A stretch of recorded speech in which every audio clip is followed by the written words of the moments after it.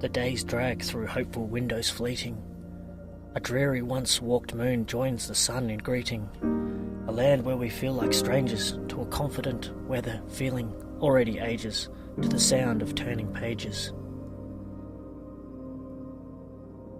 Books dusted off and prized apart, newspapers, radios and televisions, anxiously waiting on heraldry of whom we hope are smart, far from those we love and call a mate, to a time somewhere lost in the future of a later date. Our aging seems to crawl, golden leaves break off to gently fall. From summer's blazing ashes we rose for this, to reckon grief and hardship on all. The gums stand strong, towering over empty streets, with new silence of their thrall. Brave magpies and greedy lorikeets call, they sense the world's movement stall, but content to soar the freshest air, no longer straining from the smog, respite from calm sounds of perspiration of the family dog. The daily walk a godsend from those of faith without or fearing, the end of days seem truly nearing.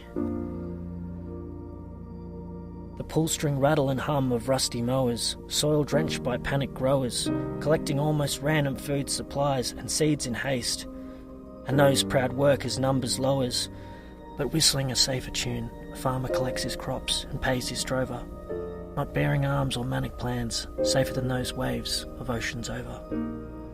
Heed words of solidarity, mateship and unity. Glance upon eyes of fellow consumers without malice, competition or impunity. They are your neighbour, friend of friend, or somewhere down the line. We are all connected on this rock by some design. Empathy will stand the test of time. In these moments, light fades, darkness reigns hell, to throw out aid to those aged, poor, oppressed, treading water in the swell. So spare a square of sanitary needs. If you take more, offer out to the calls and pleads, and give all thanks to those battling this newfound war from the very front.